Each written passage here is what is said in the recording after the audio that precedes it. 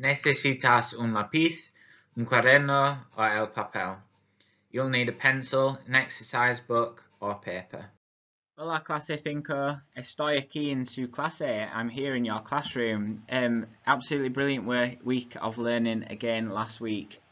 I continue to be absolutely wowed by the amount of you that are doing your work and uploading it to Seesaw, so a huge well done for that.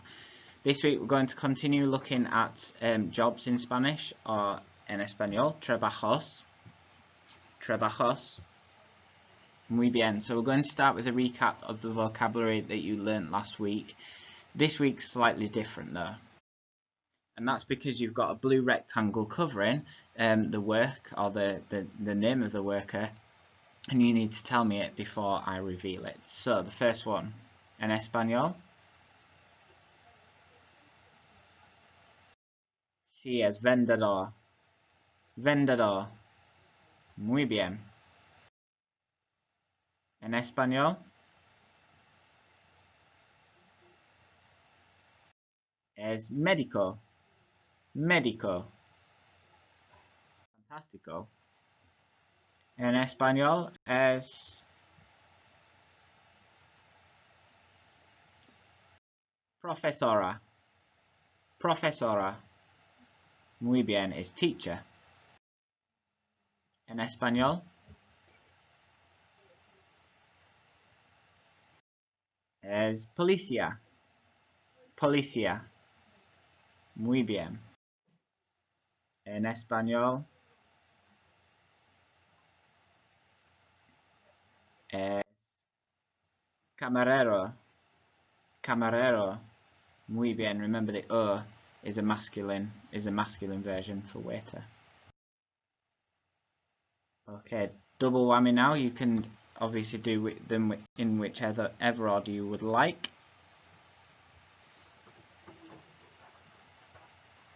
So we've got es camarero y es camarera. Muy bien.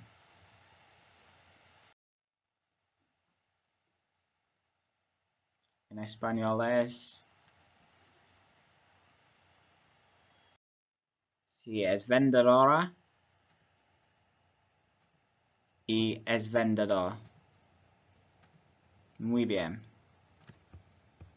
Okay, my favourite now, because we are going to do, or you are going to do, a speed challenge. So here's what you've got to do. You need a piece of paper in front of you. You need to listen to me saying the job in Spanish, and your challenge is to write the English translation as fast as you can. Now you might want to challenge yourself, and rather than actually write the word in English, you may want to draw a picture. Either way, you need to do it as quickly as you possibly can. So the first one is profesor.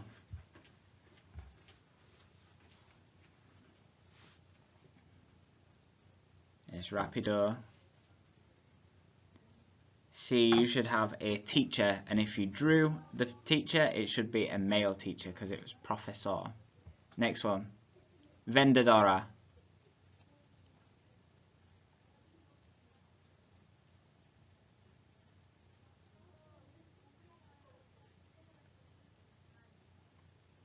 Muy bien, you should have a shopkeeper who is a female for vendedora.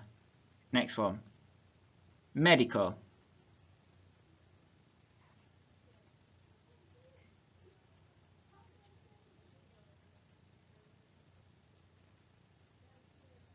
Muy bien, you should have a doctor, a male doctor. And finalmente and finally, policía. Policía.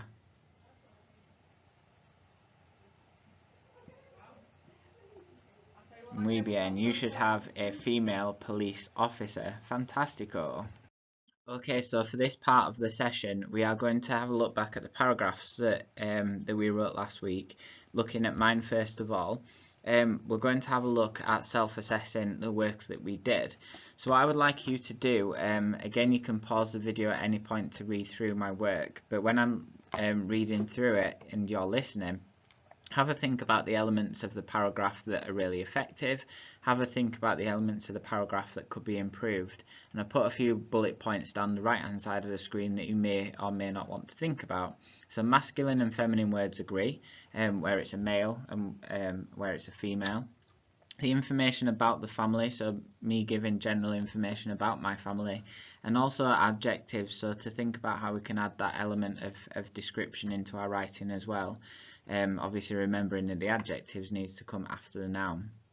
So, listen again to my paragraph. Hola, voy a hablar de mi familia. Mi padre se llama Nick, trabaja en la oficina. Mi madre es profesora y tiene 64 años. Mi hermana es camarera en un café cada miércoles. Adios.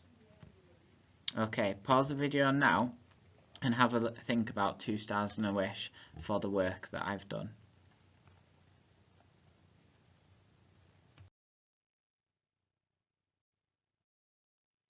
Okay, so hopefully you've got along the lines of the bullet points that I've pointed out. I've underlined on the paragraph examples of where I've put the success criteria that we talked about before. So you can see that my masculine and feminine words agree. For where it's my mother, where I'm talking about the fact that she's a teacher, I've got profesora. And the fact that my sister, hermana, is a camarera rather than camarero because she's a girl.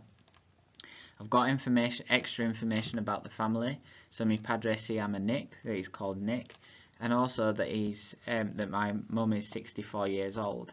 Obviously that extra information is really key to giving more information to whoever's reading your paragraph.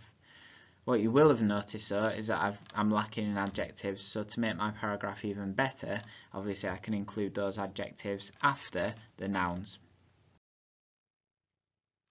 And here's what I've got now, so listen carefully to my new paragraph. Hola a todos, hoy voy a hablar de mi familia pequeño. Mi padre se llama Nick, trabaja en la oficina cada día de la semana. Es muy ocupado. Mi madre es profesora de francés y tiene 64 años. Mi hermana pequeña es camarera en un café grande cada miércoles. Adiós. So, the translation, in case you're wondering. Hello everyone, today I'm going to talk about my small family. My father is called Nick, works in an office every single day of the week. He's really busy. My mother is a teacher, or a French teacher, and she's 64 years old. My sister, my smaller sister, younger sister, is a waitress in a cafe, a big cafe, every single Wednesday. Goodbye. So there you can see that I've added that extra information. I've added in more information about the family, but equally the adjectives add that description where I've put about the small family. My dad's really busy, and as it would do in English, it adds that extra detail which is absolutely necessary. So for your task for this week, what I would like you to do is go back to your paragraph from last week's session. I'd like you to obviously self-assess it using 2 stars and a wish, and go back to the success criteria that I gave you a couple of slides ago to be able to do that and to be able to do it really successfully. When you've then done that, I would like you to redraft your paragraph, add in more detail, and again use mine as the waggle to really help you add that extra detail to your paragraphs and to give more information to the reader as well.